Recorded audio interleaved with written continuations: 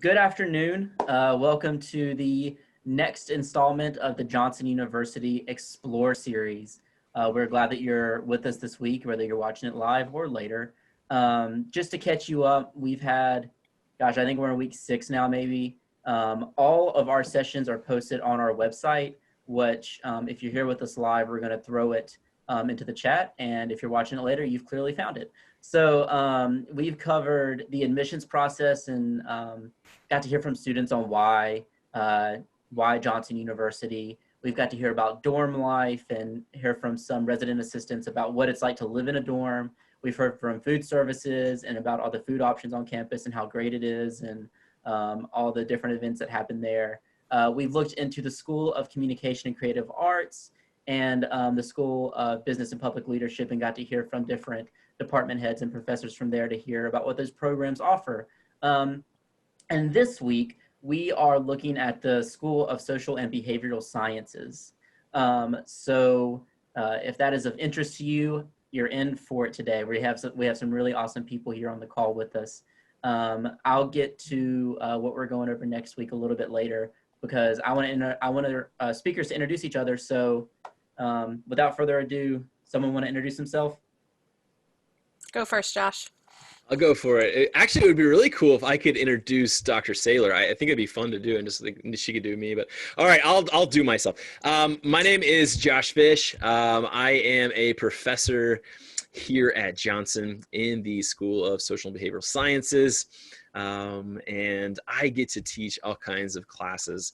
A lot of the classes that I teach will be within our department. But we do have some classes here at Johnson, like a freshman course called Interpersonal that many of you will have with perhaps me. So that'll be awesome, and I will get to see you there as well. Even if you're not part of this school, I get to see you there. But we'll talk a little bit more about what some things we offer. But I am one of the professors here, and so I will turn over to Dr. Saylor and let her introduce herself. And you can also call him Dr. Fish. We call him that to irritate him because he likes to go by Josh. I'm Dr. Nicole Saylor. I am also a professor here in the Social and Behavioral Sciences in the undergraduate program at JU. Let's see, I'm also a clinical psychologist, and I teach in all of the different programs, but also get to teach some of the upper division classes. I'm an internship professor. I also teach Introduction to Psychology, but then teach some of the child and family studies classes that we'll talk about too. I mean, family studies classes like Parent Education and Guidance, and also Abnormal Psychology, which is a really common class that students want to know a lot about. So native Tennessean here at the JU campus, and I've been here for about 5 years. That's awesome. Well, I'm glad that you guys are both here with us today, and I'm very curious to hear more about the School of Social and Behavioral Sciences, and you guys seem like you're the experts, obviously. So can you just tell me a little bit about the school? What are the different majors? What is it like to be a part of the School of Social and Behavioral Sciences? It is the best thing in your life to be a part of our school. And if you're not, then I don't know why you're in another school. But we teach a lot of different things. We have different concentrations within our school too that you can take, actually degrees. So we have what, 3, Dr. Saylor, is that right? We have for our undergrad, we have family studies, psychology, and organizational psychology. I'll have Dr. Saylor, she'll talk about the psychology and organizational psychology.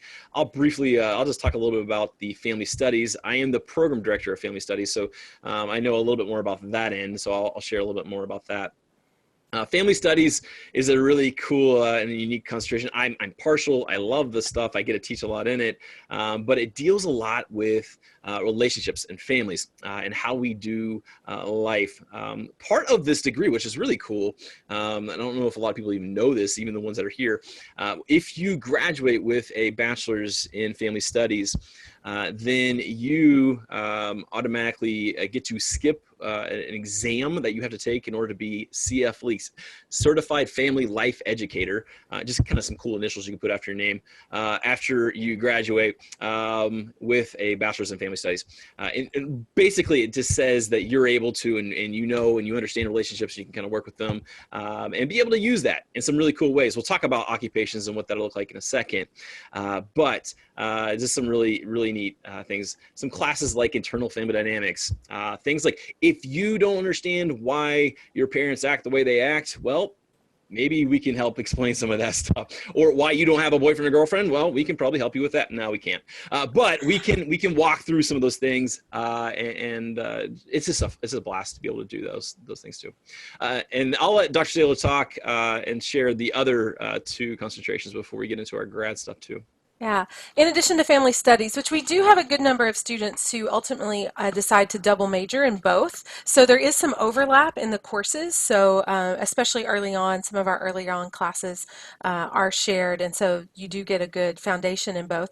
But we also offer a traditional psychology major, just a general psychology major. The way in which that's a little different from the family studies is that you take some courses that specifically are about mental illness, mental health, as well as a few classes that we have that are unique that allow you to study about actually providing therapy.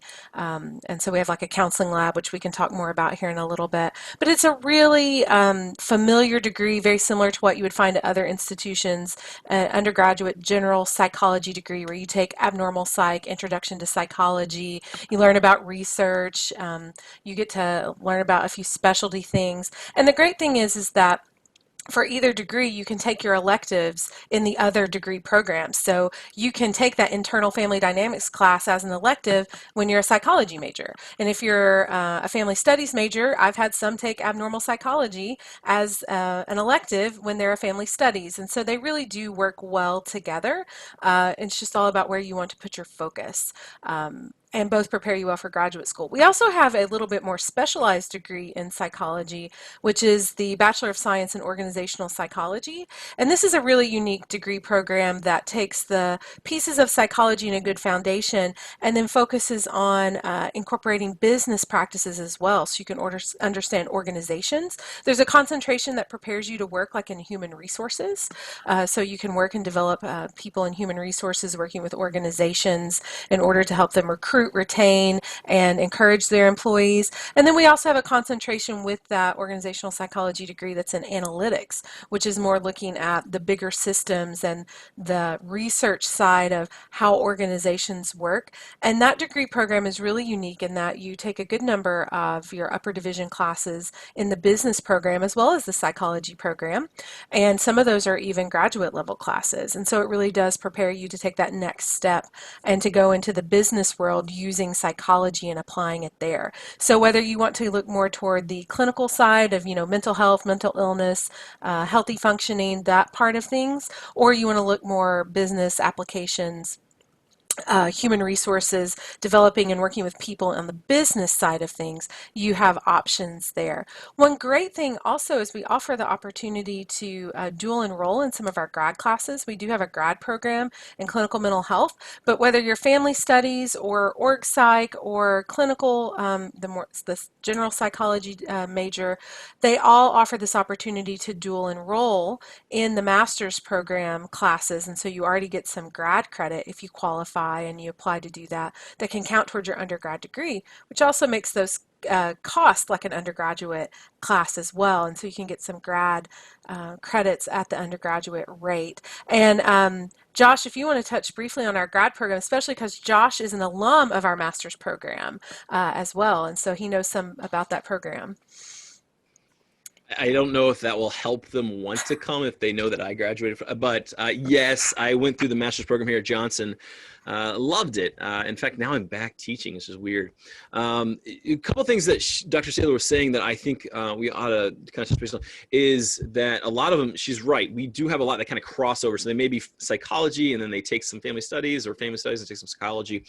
Or we also have some that will double major in those two. You also get Bible too, so triple major, I guess, in a sense. But having those, and so you'll do family studies and psychology, and it's not many more classes, and you can graduate with both degrees, which is pretty cool to be able to do something like that.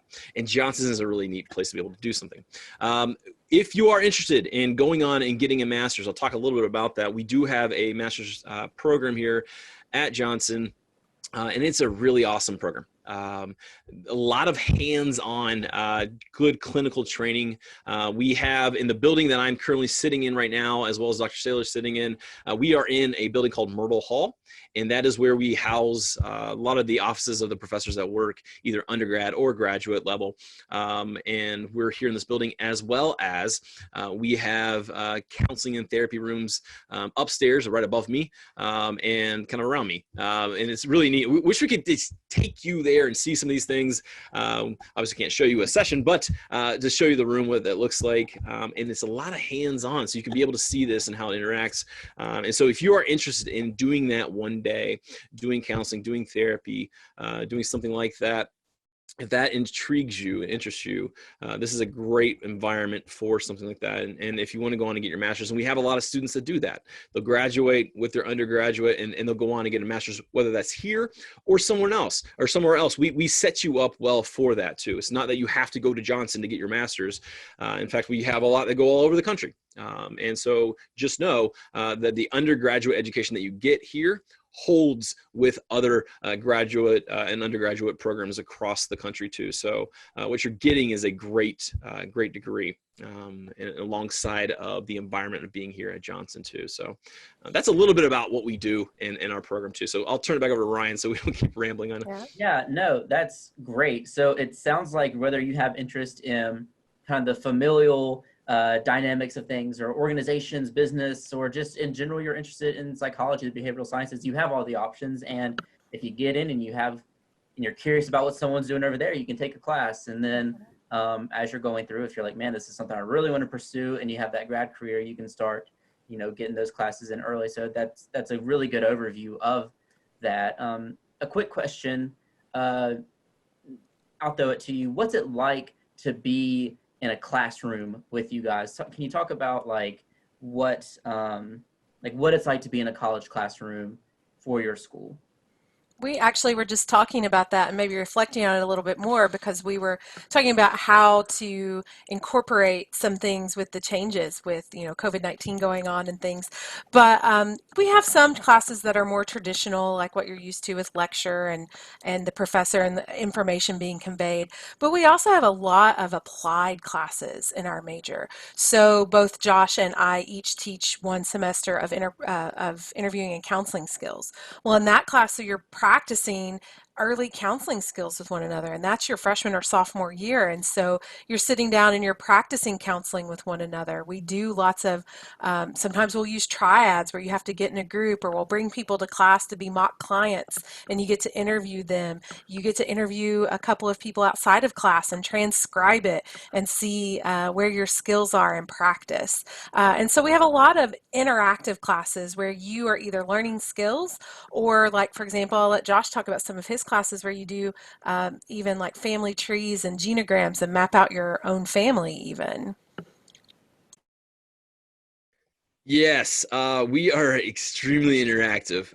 We like to get you guys doing things, and she's right. We do have some days where it may be more lecture and kind of your normal, typical what you think of a college class. But what we do and how we do things, we want to see that you're getting and learning not just the content, but the skills that will help you in this field and be able to thrive in this field. And again, not just in the field, but just relationally, be able to relate to people, understand them, listen, those kind of things too. We'll walk with you through those. So you get a variety of ways and approaches to doing things. And it's a great environment. In fact, some of the classes that we have and that we offer, it's not just Dr. Saylor and myself that are teaching them, that we have other adjuncts too that are well in the field, that they're doing some things actively in the field currently, and they'll come and teach a class. And so you get to learn under the feet of these people that are already doing some of these things, have been doing these things for years, and some really great learning that takes place under that stuff too. So I just want to throw that out there. But yeah, that's Yeah. kind of a typical class.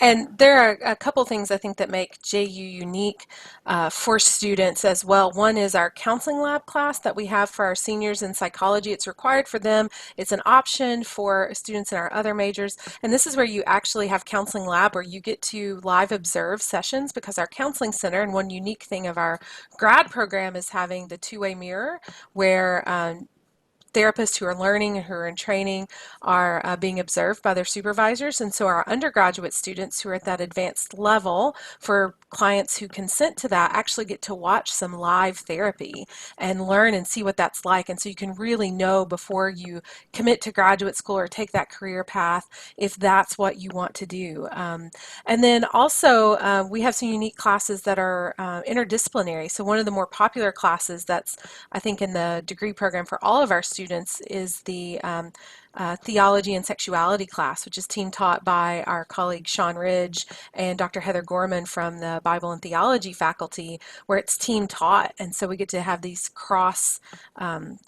kind of cross-disciplinary, interdisciplinary classes, and that's a pretty popular one. So while it's popular to everyone on campus because it's required for our major, there's a certain number of seats set aside for our students to be in that class. And so there are some classes where you specifically will get to integrate your Bible and theology as well, to prepare you to be able to go out and not just be competent in the scientific field, but then actually apply your Bible and theology training that you're getting here in your other major at JU. That's pretty cool stuff. So let's say I've decided to I want to go into one of these fields, whichever one I pick. I'm in the School of Social and Behavioral Sciences. I'm in my class. I'm having my lectures from my cool professors, and I'm getting my hands-on experience. And I'm starting to explore what it means to be in this field. Summer rolls around, and I'm looking for internships or ideas of things to do, or maybe I have a program internship. What does that look like for you guys? What are some opportunities for internships? Well, in our program, we have we have the opportunity to take internship either on the ground here in Knoxville during the academic year, typically in the fall, or you can do it online in the summer, which enables you to go anywhere in the country or anywhere in the world that you want to do your internship. And so we have students who do all sorts of things. On the family studies side, just thinking of where students are this summer as I'm teaching that course, we have one who's doing family ministry in a rather large church in the Midwest, and combining what they've learned about family studies and listening to working with people and having support groups online with the church. We have some that are in more clinical settings. We have a couple who are working with Smoky Mountain Children's Home, where they're providing direct care to children who are in foster care, who are in residential settings, and they are the direct care staff for those students. We have a couple working with DCS in this state and in other states. We have one who is working at a forensic sexual abuse center and is getting to do summer camp with students, with children who have experienced sexual abuse at some point in their life. We have placements that also can be in child care centers. Thinking of family studies, that includes child care and camp and development of both religious, spiritual, educational settings. And so all of those things apply. And we've had others who have worked in psychiatric hospitals, or who are working. I had one who worked with the PETS program through the local senior housing authority, and so they went in and helped assess seniors for the type of pet that they needed and figure out how they were going to do all the logistics around getting that pet there and meeting their needs and what was the best fit for them. So really the choices are endless, and we have lots of good connections here locally to get you supported and connected, but we also encourage you to go out and make your own connections. And we have some who are hoping to go internationally. Of course, this summer that changed a little, but we have some people who go and work with refugee populations and with those who've experienced trauma in different ways, or work with adoption agencies. Really, any organization that works with meeting the needs of people fits within that psychology or family studies realm. Yeah, and just to piggyback off of what and she's the one that would know about internships. She's over all internship stuff. So Dr. Saylor's the one, if you're curious about that and what that looks like and what opportunities she would be the one to check with. I wanted to say too, and she's spot on with this, is that there are so many things you could do if you want to do internship, and because literally it's just working with people and interacting with people. That's what we do, and that's what we train you for. And then when it gets to like time for, and we get this question all the time, well, what can I do with my degree? Like, what occupation can I do with it? Where can I go with this? And one of those things is we could do whatever. There's so many different things you could do. You could work in a church, and we have many students who do that. They graduate with their degree. They end up working in a church, doing youth ministry of some kind, doing some kind of like counseling thing at a church.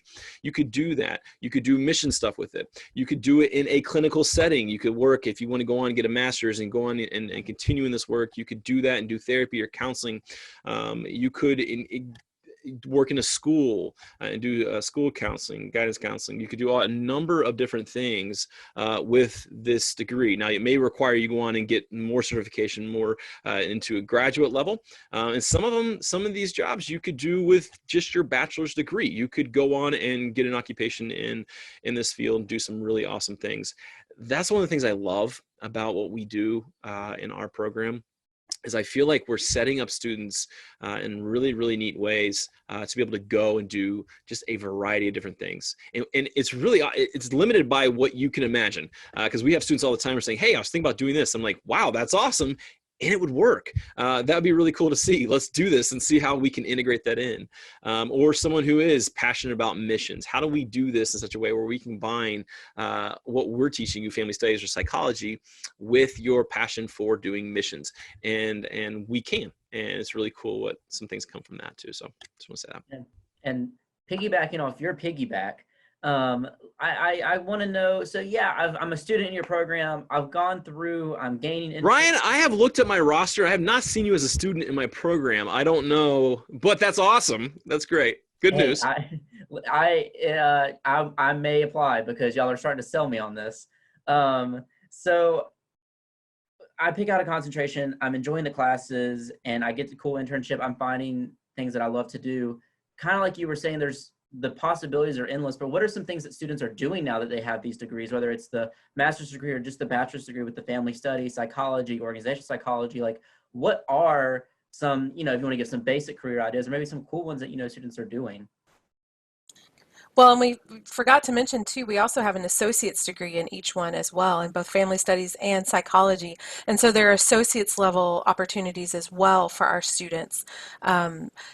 Some things, and Josh, I invite you to insert in here things that that students are doing. We have a good number who right out of graduation or soon after graduation do decide to go to graduate school, and they are in all different programs. I'm talking about social work, clinical mental health. We also have school counseling here, and so school counseling, social work, some going into PhD type work. So there is that. Even like things like spiritual formation and some other as well. Seminary. So, yes. Yeah. So we have a good number who do go on an academic path, but just thinking of our recent grads, we have several that work in community mental health organizations here who are doing case management. They're actively working with someone to help them get their needs met day to day. Others who are working with single moms and helping support them, and getting, doing programming and doing training and working with a particular population that they're interested in. We have others that work places like government agencies. So we've had ones who have worked at like the Family Justice Center, working with domestic violence victims and helping them navigate the legal system. We have several in churches, some on the mission field, some who have gone on to work with like sex trafficking victims. So those are just ones that I can think of off the top of my head of what I recall. Josh, what do you think of? It's a lot of similar ones. A lot of our students, I wish I knew the exact percentage of this, that go on to some kind of graduate level education. We do have a lot of that because you are prepared very well here to do that. We set you up for that, as well as if you're just wanting to not do that and you just want to get your bachelor's or like she said, I just want to pick up an associate's in this. You could do that, and there's still some things you could do with that. One of the particular things, the family studies side, you can do a lot of a variety of things too. We have some that like to try to get into social work and some case management stuff. They can do some of that. as well as working in just various organizations across the country. Another thing she said too is like some government organizations, and I think we have several that are trying to get into that as we speak. I think COVID kind of is kind of setting some of that back, but having just, and again, it's a variety of options here. It's not just like this is what you have to do. You will always be teaching, like say teaching in school, and nothing against teacher ed, but that's what you're aiming for, and that's what you're gearing you for. We as well could get you ready for that if that's what you want to do. You could, in fact, indeed be in a school setting if that's what you want to do. We can get you that route, but using some of these things too. So, and who knows, even maybe one day teaching at Johnson University too. You could do that too. So. But one of us would have to leave, so no. I'm just, childcare is another thing of thinking about. We've had a recent grad who taught at a Montessori school, and we've had a good handful who have decided to do the MAT program, or the transition program for teachers with our education department, who decide, oh, teaching is where I want to be. And so that's where they head for their graduate education and then become certified teachers. So we have students who go that route as well. And many of our associates individuals, a few I know who are working with local homelessness organizations, or working as like primary teachers in preschools and other childcare settings in the area or outside of the East Tennessee area. Well, that's great. I think I'm sold. Josh, you may see me on the roster list now. I may just have to apply. Um, this has been, I think, a really good overview of anyone who is interested in a social and or behavioral science, and you have a dream for people or a passion for people. It sounds like the possibilities are endless, and that we have, kind of a good spread of, interest that people can explore, and we have the connections to put them where they want. And if they desire to go on to grad school, we have that option, or, there's other options for them. So this has been really, really good. There's something else that was briefly mentioned, and I'd be remiss if I didn't bring it up or ask. If you are a student at Johnson University, you can receive free counseling at Myrtle Hall. Do either one of you feel comfortable or would like to talk to that a little bit, speak to what that is, what that amenity is for the students? Yeah, this is just a really unique benefit of just being here at Johnson. Now, this is for all students. This is not just our students in our school, but for all students. And I would encourage you to take advantage of something like this. And we offer free counseling for any Johnson student. And so what that looks like is it could be a number of things. You may have anxiety just being away from home, being away from home for the first time, or maybe just related to just going on around us, and or a number of other issues. Maybe struggling with a little bit of depression, or some family stuff that's going on, or whatever. And we have the opportunity where you can come up to the counseling center here at Myrtle Hall, and you can sign up for counseling and meet with a therapist that is willing to do that, and you'll set up sessions throughout the semester free of charge to you. And so that is something we do offer, Ryan, and I'm glad you brought that up. And I would encourage you, if you're coming to Johnson and something comes up, or you're just wanting to explore that, try to sign up with that too. So I don't know if Dr. Slater wanted to say anything else about it, but yeah. No, Josh, I think you make a great point. One thing I'm always quick to point out to, though, to students is that as your professors, we would never be your therapist, and we don't know anything about your therapy or your counseling. If you choose to take advantage of those services, we have a clinical director, and Emily Eisenhart, and several staff therapists, as well as interns and externs and practicum students from the grad programs, and both graduates of our program and other programs. And so we highly, highly support your right to confidentiality. And so while our offices are up here, we don't know anything about what's going on in your therapy. And so it's a great amenity to have, and we keep really good boundaries there so that you feel safe and comfortable and able to utilize those services and still also be in one of our programs as well. And then so we have several people who have been here as undergrads, utilized those services, completed one of our programs, and then find themselves several years later sitting on the other side of the therapy room as the therapist or counselor. And that's pretty neat to watch that growth for people. Yeah, it's really unique, and it's always an amenity that I want to make sure students know are available because one, it's free, and two, it's quality, and three, honestly, sometimes there's a stigma around it, and there doesn't need to be. Anyone can come up there for any reason, like Josh was saying. It could be a bad couple of weeks, and you just need to figure it out. It's a great amenity on campus. Um, Gosh, other than me maybe having to apply, which by the way, if you are a rising senior, the application is open today. So if you would like to apply to Johnson University and you are going into your senior year, it's open today. So I may have to do that. But before I do that, any final thoughts or questions that we can think of, maybe anything we missed or? Man, we were thorough. Um, all right, sweet. Well, I think that about does it for this week. We will be looking at chapel next week, actually. So a big component of your experience at Johnson, obviously, is not only in the classroom, and it's not only your kind of student life, dorm life, and it's not only food. There is a huge component, which is chapel. But I don't want to spoil anything, so we'll get to that next week. Well, until then, I'm glad that you took a little time out of your Wednesday or whenever you're watching this with us. If you're do go check out the videos from the prior weeks and be looking for what's coming ahead. So until next week, I say stay safe and we'll see you soon. Bye, everybody. Bye, guys. Bye.